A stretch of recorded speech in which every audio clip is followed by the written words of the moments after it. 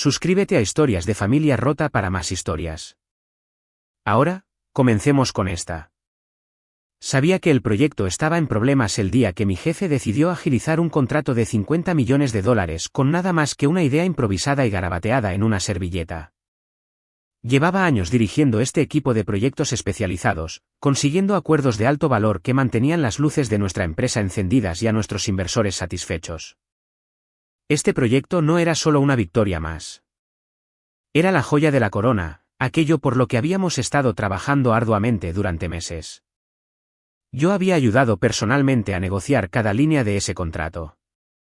Conocía cada cláusula y subcláusula como si fuera mi propia firma. Mi equipo había construido la confianza con el cliente ladrillo a ladrillo, volando por todo el país a las 5 de la madrugada. Para estar en su sala de conferencias a las 9, resolviendo problemas los fines de semana y respondiendo llamadas durante cenas familiares. No éramos solo empleados. Éramos el pegamento humano que mantenía unido el acuerdo más valioso de la historia de la empresa. Y entonces entra el señor. Recién ascendido, pavoneándose con ese complejo de salvador corporativo que solo se obtiene cuando te entregan un puesto que no te has ganado. Tenía el tipo de confianza que solo la ignorancia puede alimentar, ruidoso en las reuniones, alérgico a los detalles y obsesionado con parecer decidido. Cada semana, irrumpía en nuestras actualizaciones del proyecto con otro cambio audaz que ignoraba los plazos del contrato, los requisitos técnicos o la lógica básica. Le advertimos repetidamente.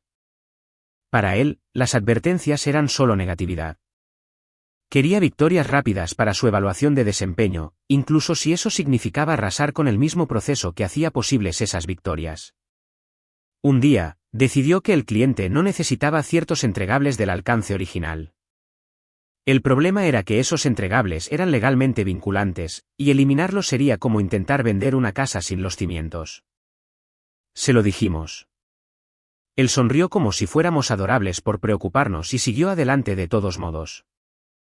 Empecé a ver cómo se formaban las grietas, no en la estructura técnica del proyecto, sino en la confianza que habíamos tardado años en construir. Y en este negocio, una vez que la confianza se va, todo lo demás la sigue. Fue entonces cuando me di cuenta, si estás leyendo esto y aún no te has suscrito, básicamente eres como mi jefe ignorando el contrato. El 97% de la gente lo hace. Pero pulsar ese botón de suscribirse es lo único que mantiene vivo al equipo. Lleva un segundo y créeme, significa más para nosotros de lo que crees. A estas alturas, mi calendario no era más que reuniones de control de daños. Mi equipo, algunas de las personas más brillantes con las que he trabajado, estaba al límite de sus fuerzas. En lugar de centrarse en resolver los problemas del cliente, se apresuraban a tapar los agujeros que su liderazgo decidido no dejaba de abrir. Me encontraba quedándome hasta tarde, solo en la oficina, mirando el contrato y preguntándome cuánto tiempo más podría aguantar esto antes de que la estructura cediera.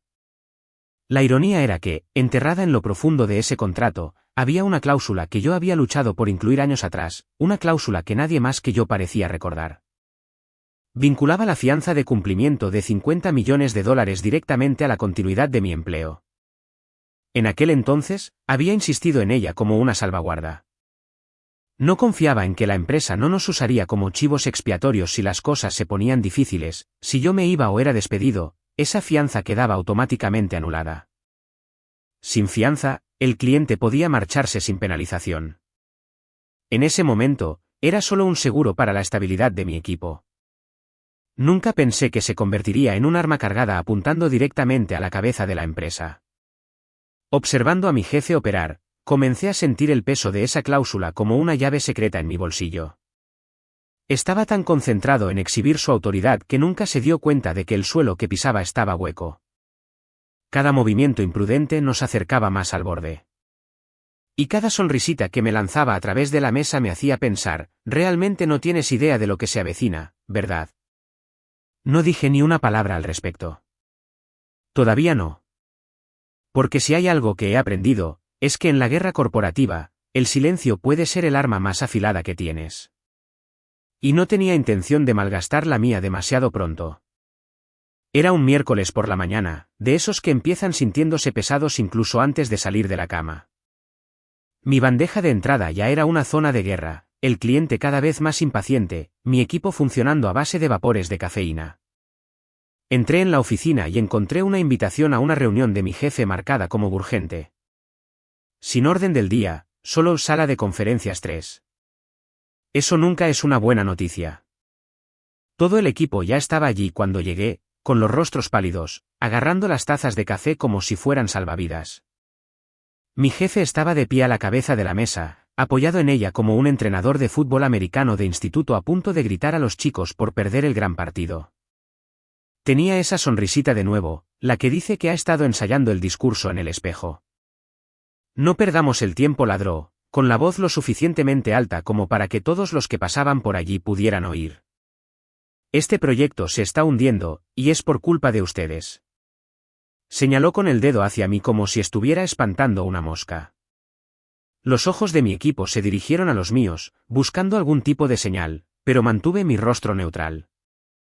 Había aprendido hace mucho tiempo que mostrar emociones en estos momentos es simplemente darles munición. Se lanzó a una larga lista de quejas, hitos incumplidos, falta de iniciativa, incapacidad de adaptación. Todas las palabras de moda corporativas que la gente usa cuando no puede admitir que ellos son el problema. Ni una sola mención de los cambios de alcance imprudentes que había forzado o de los plazos que había reducido a la mitad sin consultar a nadie. Nos estaba pintando como incompetentes y asimismo como el héroe reacio obligado a tomar medidas. Luego se reclinó, se cruzó de brazos y soltó la frase como si fuera el golpe de gracia: agradezcan que no los demandamos. Por un segundo, me quedé mirándolo. No porque la amenaza me asustara, los juicios cuestan dinero, y la empresa ya se estaba desangrando, sino porque en ese único momento, todo encajó. Sentí el cambio como una caída de presión antes de una tormenta. Él pensaba que estaba acabando con mi carrera. Lo que realmente estaba haciendo era apretar el gatillo de la única cláusula en ese contrato de $150 millones que podía destripar a la empresa de la noche a la mañana. No reaccioné, no sonreí, no fruncí el ceño, solo un lento asentimiento como si estuviera absorbiendo el peso de sus palabras. Por dentro, sin embargo, fue como accionar un interruptor. Sabía exactamente lo que venía después. Y la mejor parte era que él no. Nos despidió con un gesto, ya mirando más allá de mí hacia su próxima reunión urgente. Mi equipo estaba en shock, algunos susurrando entre sí, otros simplemente mirando la mesa. Algunos estaban al borde de las lágrimas. Quería decirles que no se preocuparan, que esto no era el final. Pero no podía. Todavía no. Porque en menos de 24 horas, la lección más cara de su carrera iba a caer sobre él, y yo no tendría que mover un solo dedo para que sucediera. Las palabras quedaron suspendidas en el aire como el olor a café quemado. Agudas, amargas, imposibles de ignorar. Están todos despedidos. Así de simple. Meses de trabajo, años de confianza y la columna vertebral del proyecto más valioso de la empresa fueron borrados con una sola orden arrogante.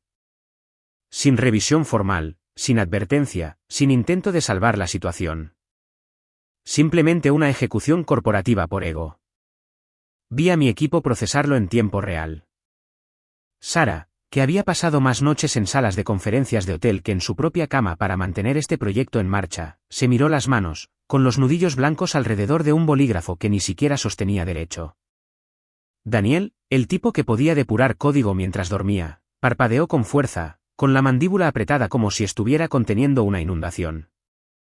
Incluso Mike, que normalmente hacía chistes cuando las cosas se ponían tensas, se quedó helado, con los labios apretados. Un par de ellos se derrumbaron por completo, lágrimas silenciosas resbalando por sus mejillas al darse cuenta de que el suelo acababa de desaparecer bajo sus carreras. ¿Y yo? Me senté allí, perfectamente quieto, no por el shock, no del todo, sino porque sabía que abrir la boca en ese momento lo arruinaría todo. Hay un tipo de poder en el silencio, especialmente cuando sostienes el detonador. Y en mi caso, ese detonador era una pieza de dinamita legal enterrada tan profundamente en el contrato de $150 millones que probablemente incluso el equipo legal de la empresa había olvidado que existía. Esa cláusula, mi cláusula, la había peleado años atrás en lo que había sido una de las negociaciones de contrato más largas y agotadoras de mi vida. En aquel entonces, la idea era simple, el cliente quería la seguridad de que las personas clave responsables de entregar el proyecto no serían reubicadas o eliminadas por recortes a mitad de camino. Yo quería la seguridad de que mi equipo no se convertiría en el chivo expiatorio de los errores de la alta dirección. El resultado fue una fianza de cumplimiento vinculante, $50 millones, ligada directamente a la continuidad de mi empleo. Si me despedían, la fianza no solo se debilitaba. Se colapsaba automáticamente. Lo genial de esto era que no estaba abierto a interpretación. Ningún lenguaje del tipo «revisaremos la situación». Ningún margen de maniobra para que los abogados discutieran la intención. Mi despido desencadenaría una revocación inmediata y automática de la fianza por parte del proveedor emisor, lo que a su vez reduciría a cero la calificación de confianza del cliente en el proyecto. Y sin esa calificación de confianza, el contrato mismo incurría en incumplimiento al instante. Las únicas personas que realmente habían entendido el peso de esa cláusula éramos yo, el asesor legal principal del cliente y un suscriptor de fianzas muy astuto que una vez me dijo mientras tomábamos un café: «Te das cuenta de que eres básicamente la piedra angular de un arco de $50 millones, ¿verdad?». Me reí en ese momento, pero ahora, sentado en esa sala de conferencias con mi jefe sonriendo como un hombre que pensaba que acababa de anotar el touchdown ganador, me di cuenta de que ya no era la piedra angular. Era la eliminación de ella. Mientras llamaban a seguridad para escoltarnos fuera, miré a cada uno de los miembros de mi equipo. No les mentí diciendo que todo estaría bien. No les di falsas esperanzas sobre ser recontratados o encontrar algo más en la empresa. En cambio, les dije la verdad que importaba: hicieron un buen trabajo aquí. El mejor. No era mucho, pero era algo a lo que aferrarse mientras recogían sus cosas de los escritorios. Salí el último, con mi caja de trastos de la oficina en la mano, pasando por la puerta de la oficina de mi jefe. A través del cristal, lo vi reclinado en su silla, riendo con otro ejecutivo, probablemente sobre lo rápido que había hecho limpieza. Dejé que mis ojos se detuvieran solo un momento, no lo suficiente como para que se diera cuenta. Si tan solo supiera que al despedirnos, no había hecho limpieza. Simplemente había arrancado los cimientos.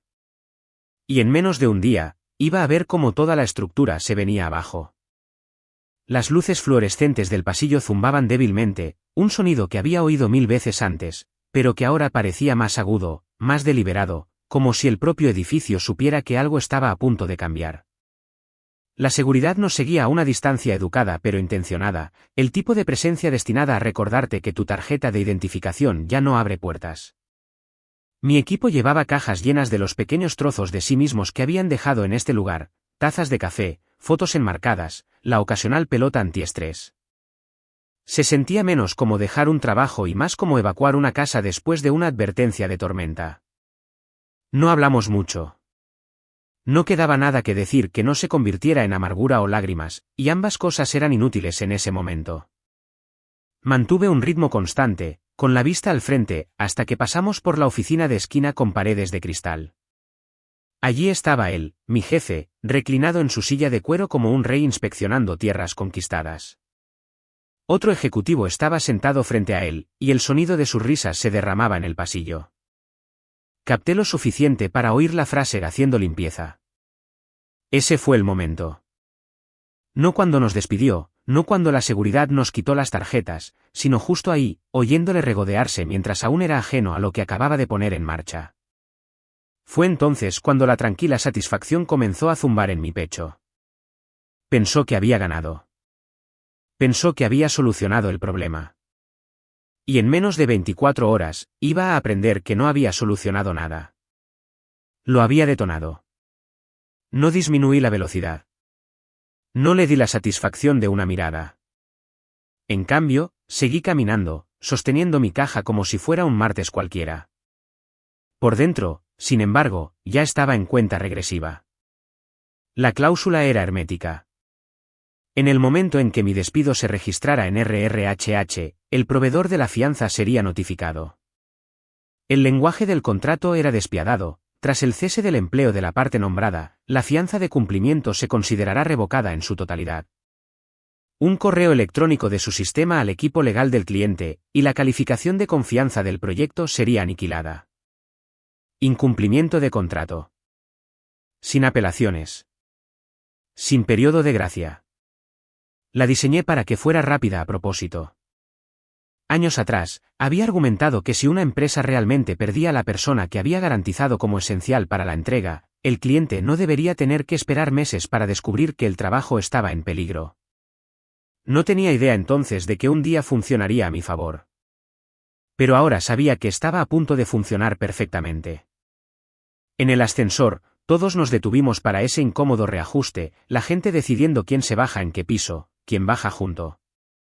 Sara me miró a los ojos, y por un momento, casi se lo cuento. Merecía saber que el hombre que la había humillado frente al cliente el mes pasado pronto se atragantaría con el sabor de su propia arrogancia. Pero no lo hice. Cuantas menos personas lo supieran, más limpio sería esto. Cuando llegamos al vestíbulo, la recepcionista nos dedicó una sonrisa compasiva, del tipo que se reserva para la gente que sale de un funeral. Firmamos los últimos papeles, devolvimos nuestras tarjetas y salimos al frío. El aire se sentía diferente, más ligero de alguna manera. No porque estuviera libre del trabajo, sino porque guardaba un secreto tan afilado que podría cortar a una corporación por la mitad. En el viaje en tren a casa, observé la ciudad pasar en borrones grises y pensé en cuántas veces defendía esta empresa, luché por sus acuerdos, trabajé los fines de semana para salvar su reputación. Y ahora, mi silencio iba a ser la ruina de las mismas personas que pensaron que podían desecharnos sin consecuencias. Sin correos electrónicos furiosos, sin amenazas, sin necesidad de que yo moviera un dedo. Para esta hora mañana, las consecuencias comenzarían, y cada timbrazo de su teléfono de oficina sonaría un poco más como una campana de alarma. ¿Y la mejor parte? Ni siquiera tendría que estar en el edificio para oírlo. Llegué a casa, dejé la caja de mi escritorio en la mesa de la cocina y ni siquiera me molesté en desempacarla. Mi apartamento se sentía normalmente silencioso, el tipo de silencio que sigue a una tormenta pero que aún contiene la estática en el aire. Lancé mi chaqueta sobre el respaldo de una silla, me serví un vaso de agua y me senté con mi teléfono. Había una cosa que necesitaba hacer antes de permitirme disfrutar de lo que estaba a punto de suceder, verificar. Conocía la cláusula. La había escrito, la había defendido y la había protegido a través de 2 rondas de revisiones de contrato que casi matan el acuerdo antes de que comenzara. Pero también sabía que en el mundo corporativo, incluso los términos más férreos pueden ser tergiversados si alguien está lo suficientemente desesperado. No iba a dejar esto al azar. Llamé primero a David, un viejo amigo que había sido abogado de contratos corporativos durante 20 años. Le di la versión abreviada, fianza de cumplimiento, vinculada a mi empleo, proyecto de $150 millones. Me despidieron hoy. ¿Estoy en lo cierto al pensar que esa fianza ha desaparecido? Ni siquiera hizo una pausa. Desaparecida. En el segundo en que RRHH. Registre tu despido en el sistema. Y si la fianza desaparece, el contrato está muerto. Si está redactado como dices, no hay forma de arreglarlo sin ti. Luego llamé a Melissa. Había trabajado para el proveedor de la fianza en un momento dado y conocía sus procesos internos mejor que nadie. Su risa fue baja y casi maliciosa. Oh, enviarán el aviso de revocación antes de que hayas cenado esta noche. Disparador automático. El cliente lo verá en su bandeja de entrada antes de que tu jefe termine de darse palmaditas en la espalda. 2 llamadas más, 2 confirmaciones más. Para cuando colgué, era unánime. La cláusula no solo era aplicable, era un mazo, y ya estaba en pleno movimiento. No tenía que demandar. No tenía que enviar ni un solo correo electrónico amenazante. El sistema estaba diseñado para funcionar sin que yo moviera un dedo. Y esa era la belleza del asunto. Mi jefe no tenía idea de que acababa de despedir a la única persona que mantenía el proyecto, y por extensión, la reputación de la empresa, a salvo. Había hecho un movimiento que parecía decidido a corto plazo, pero que era catastrófico a largo plazo. Y el reloj ya estaba corriendo. Por supuesto, eso no significaba que no tuviera enemigos. Sabía que habría gente dentro de la empresa que intentaría presentar esto como complicaciones inesperadas o circunstancias imprevistas, del tipo que piensa que si hablan lo suficientemente rápido, pueden convencer al cliente de que no se vaya. Pero el cliente no era estúpido. Habían insistido en esa cláusula por una razón. Querían a alguien en quien pudieran confiar para llevar el proyecto a término. Y ahora, esa persona se había ido. En cuanto a los aliados, los tenía, aunque la mayoría ni siquiera se daría cuenta de que me estaban ayudando, colegas que aún estaban dentro y que susurrarían actualizaciones, gente de la industria que oiría las llamadas de pánico y sabría exactamente lo que significaba. Mi red no era enorme, pero era sólida. Y en situaciones como esta, eso es lo que importaba.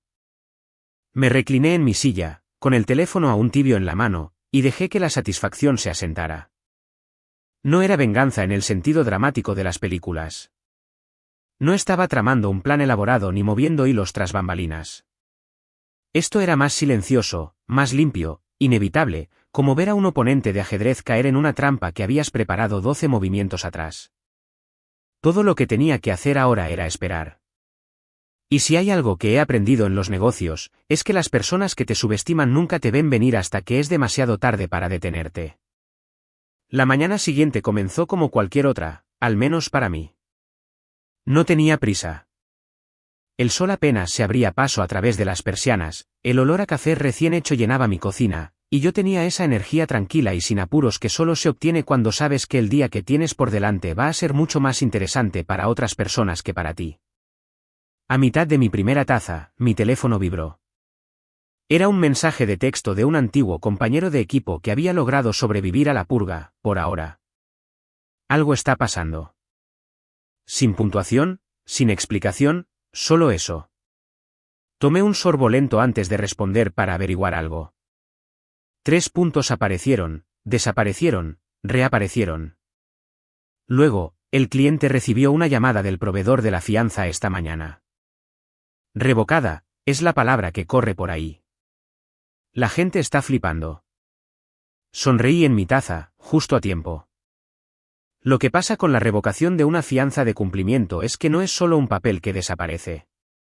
Es un letrero de neón que parpadea, falta de confianza sobre todo el proyecto.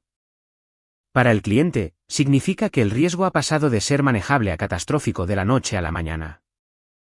Para la empresa, significa que los contratos, los plazos y los calendarios de pago están a punto de colapsar sobre sí mismos. Y para el proveedor de la fianza, bueno, ya se habían lavado las manos del asunto.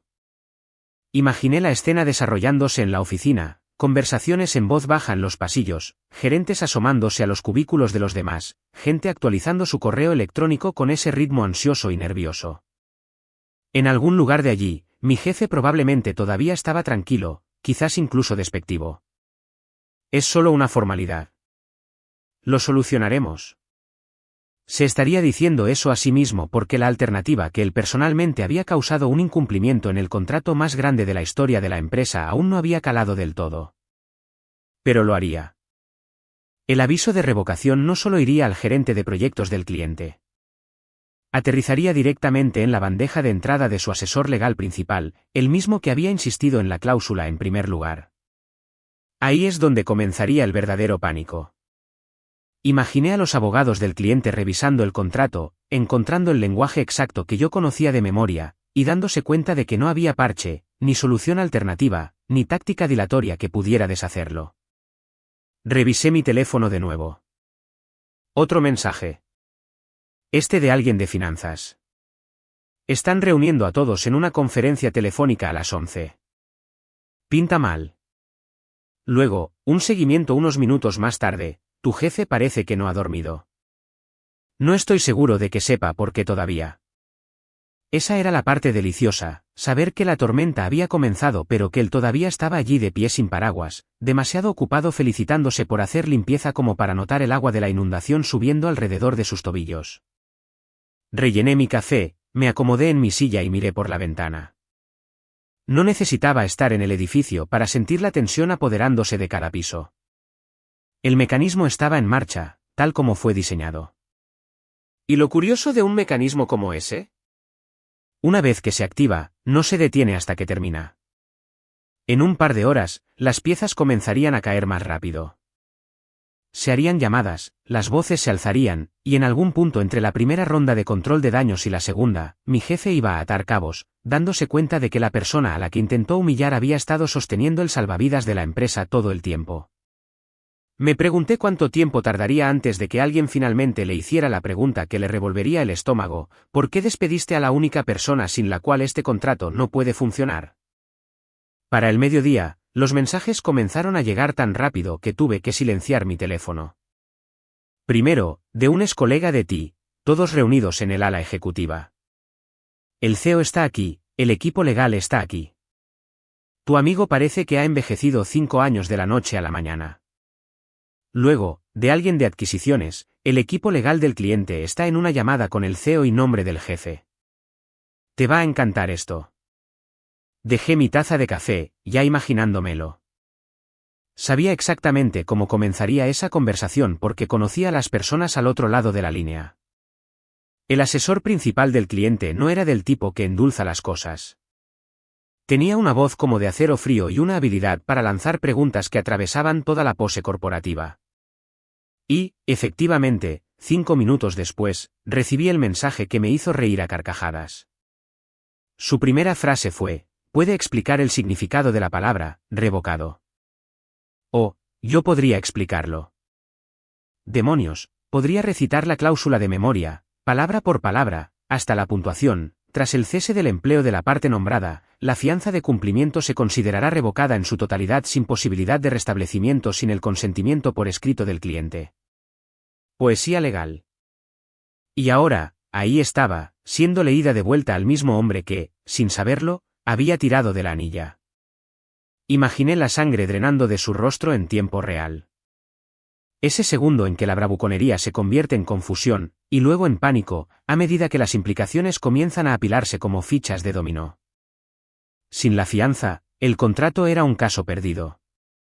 Y como el incumplimiento era instantáneo e incondicional, el cliente podía marcharse hoy mismo, llevarse su dinero y, de paso, presentar una reclamación por daños y perjuicios a la empresa. Por lo que supe más tarde, el silencio después de esa pregunta fue tan denso que podrías haberlo cortado con un abrecartas. Mi jefe intentó darle la vuelta, murmurando algo sobre desafíos de transición y reestructuración operativa. El representante legal del cliente ni siquiera lo reconoció, simplemente repitió la pregunta: ¿puede explicar qué significa revocado en este contexto? Esa es la cosa con el lenguaje legal. No está abierto a interpretación cuando ambas partes lo firmaron hace años. Significa exactamente lo que dice. Y en este caso, significaba que el proyecto más grande en la historia de la empresa acababa de pasar de ser el buque insignia a un naufragio en menos de 24 horas. Imaginé al CEO girando su mirada lentamente hacia mi jefe. Esa mirada tranquila y mortal reservada para momentos en que las palabras son inútiles. La comprensión estaría amaneciendo no solo en mi jefe, sino en cada ejecutivo en esa sala. No habían perdido un proyecto. Habían perdido al cliente, los ingresos futuros y su credibilidad de un solo golpe. ¿Y la belleza de todo esto? Yo no estaba en el edificio. No estaba en la llamada. Ni siquiera estaba conectado a los sistemas de la empresa. Esto no era un sabotaje elaborado. Era la consecuencia natural de la arrogancia chocando con la realidad. Construyeron toda la estructura sobre una piedra angular que no respetaron, y luego la arrancaron ellos mismos. Para cuando terminó la llamada, no había vuelta atrás. El incumplimiento era oficial, la fianza irrevocablemente nula.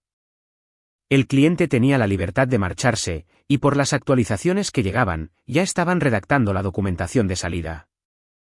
Me recliné en mi sofá, con el teléfono vibrando de nuevo con nuevas actualizaciones, y pensé en lo poético que era todo.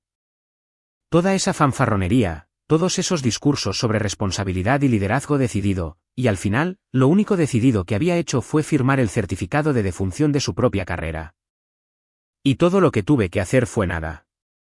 Para cuando el sol comenzó a ponerse, todo el asunto había pasado de ser un pequeño contratiempo legal a un desastre de proporciones mayúsculas. Mi teléfono se iluminó con mensajes de personas de las que no había sabido nada en meses, antiguos colegas, proveedores, incluso un reclutador que había ignorado el año pasado. Cada uno con alguna variación de: joder, ¿te has enterado? El memorando interno se distribuyó poco después de las 5 de la tarde. El cliente se había retirado formalmente del proyecto. No pausado, no renegociado, no buscando ajustes, se había retirado por completo. El contrato de $150 millones que había sido el orgullo y la alegría de la empresa durante el último año era ahora un cráter humeante en los libros contables. Sin pago, sin buena voluntad y sin posibilidad de salvarlo. Luego vino el segundo golpe. El proveedor de la fianza, habiendo visto exactamente cómo se desarrolló todo, emitió un aviso a su red, poniendo efectivamente a la empresa en una lista negra para ser considerada para futuras garantías de cumplimiento a gran escala. Eso es como si un banco te pusiera en una lista de no prestar. No porque te hayas saltado un pago, sino porque ya no creen que seas capaz de decir la verdad. Para una empresa construida sobre contratos de gran envergadura, era una sentencia de muerte con un membrete educado. Y entonces comenzó el efecto dominó. Los inversores se enteraron del incumplimiento y la lista negra, y en cuestión de horas, el precio de las acciones se desplomó. Se hacían llamadas, se programaban reuniones de emergencia. Por lo que oí, mi jefe ni siquiera podía caminar por el pasillo sin que la gente detuviera sus conversaciones a medias y simplemente se quedara mirando. Su nombre ya se susurraba en tonos que no solo eran críticos, eran letales. No envié ni un solo mensaje, no reenvié el memorando, ni siquiera le di me gusta a una publicación al respecto. Hay un tipo de poder en dejar que tu ausencia hable por ti. Y sabía que en ese momento, mi silencio estaba haciendo más daño que cualquier regodeo. Si decía algo, abarataría la inevitabilidad de todo. Así que me senté en la mesa de mi cocina, me serví una copa y dejé que las noticias de la tarde llegaran.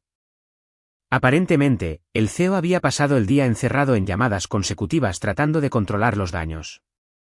Pero la posición legal del cliente era inquebrantable. El incumplimiento era claro, los daños justificados y la lista negra irreversible. En un día, la empresa había pasado de buscar titulares sobre un crecimiento récord a luchar por tapar un agujero en el casco antes de que todo el barco se hundiera. Y mi jefe, bueno, su nombre era ahora un elemento permanente del desastre. No importaba si se quedaba o era despedido mañana, esta mancha no iba a desaparecer. Años más tarde, alguien que buscara su nombre en Google lo encontraría en artículos sobre colapsos de proyectos catastróficos y fracasos de liderazgo. Lo seguiría en cada entrevista, en cada acuerdo, en cada apretón de manos. Me recliné, con la copa en la mano, y me permití disfrutarlo. No la destrucción en sí, sino su precisión. Esto no era caos. Era el resultado inevitable de la arrogancia, la negligencia y la incapacidad de escuchar a las personas que realmente saben lo que están haciendo. No hacían falta discursos de venganza. No hacía falta una vuelta de la victoria. El daño era completo, y todo lo que tenía que hacer era sentarme en mi apartamento, con las luces de la ciudad reflejándose en mi ventana, y dejar que el silencio hiciera su trabajo. 2 días después, el polvo no se había asentado. Se había espesado hasta convertirse en una nube asfixiante. Había dejado de contar los mensajes de la gente de dentro de la empresa. Algunos estaban furiosos, otros asustados. Unos pocos estaban silenciosamente divertidos, aunque ninguno se atrevía a decirlo en voz alta. Esa mañana, mientras preparaba el desayuno, mi teléfono se iluminó con un número que no reconocí, pero que supe al instante cuál era, la oficina del CEO. Dejé que sonara 2 veces antes de silenciarlo. 1 minuto después, un mensaje de voz. No necesitaba oírlo todo para adivinar el guión, pero la curiosidad ganó. Lo puse en altavoz, apoyado en la encimera con mi café. La voz de la asistente era enérgica, ensayada, pero los bordes estaban deshilachados. Hola, nos gustaría discutir la posibilidad de que vuelvas para liderar el proyecto con tu equipo reincorporado, por supuesto. Creemos que podemos encontrar un camino a seguir y reparar la relación con el cliente. Al CEO le gustaría hacerte una oferta formal. Casi me río. Reparar la relación. Ese barco no solo había zarpado, estaba en el fondo del océano, sus restos ya reclamados por los peces. El cliente se había ido. La fianza estaba muerta. Y la lista negra había cerrado la puerta a cualquier acuerdo futuro de esa escala. El proyecto era un cadáver, y me estaban pidiendo que lo devolviera a la vida como si yo fuera una especie de nigromante corporativo. No devolví la llamada. ¿Qué diría? Claro, volveré a reconstruir lo que ustedes quemaron alegremente hasta los cimientos. Solo por los viejos tiempos. No. No solo habían perdido al cliente. Habían perdido lo único que no se puede comprar en este negocio, la confianza. Y la habían perdido de la manera más pública y evitable posible. La ironía era casi demasiado perfecta. La misma cláusula que los había destripado, la que les había quitado la fianza de debajo de los pies, había estado en ese contrato durante años. A la vista de todos, firmada por sus propios ejecutivos. Incluso la había explicado durante la negociación original, la había detallado para cualquiera que se hubiera molestado en escuchar. Pero la arrogancia tiene una forma de volver a la gente sorda. Pensaron que despedirme sería una ruptura limpia, que me iría en silencio, que el proyecto seguiría adelante sin problemas y que tendrían una nueva y brillante victoria para presumir en la próxima reunión de la Junta. En cambio, obtuvieron un cráter de $50 millones, un cliente que nunca devolvería sus llamadas y un recordatorio permanente en la industria de que el liderazgo sin competencia es solo autosabotaje con una oficina de esquina. Terminé mi café, borré el mensaje de voz y seguí con mi día. Sin discursos, sin publicaciones en redes sociales, sin susurros de «te lo dije». Mi venganza no necesitaba público. Ya estaba completa en el momento en que se dieron cuenta de que la bomba había estado conectada a los cimientos desde el principio. Y ellos fueron los que apretaron el detonador. Aquí es donde nuestra historia llega a su fin. Comparte tus pensamientos en la sección de comentarios. Gracias por tu valioso tiempo. Si te gustó esta historia, por favor, asegúrate de suscribirte a este canal. Eso me ayudaría mucho. Haz clic en el vídeo que ves en la pantalla y te veré.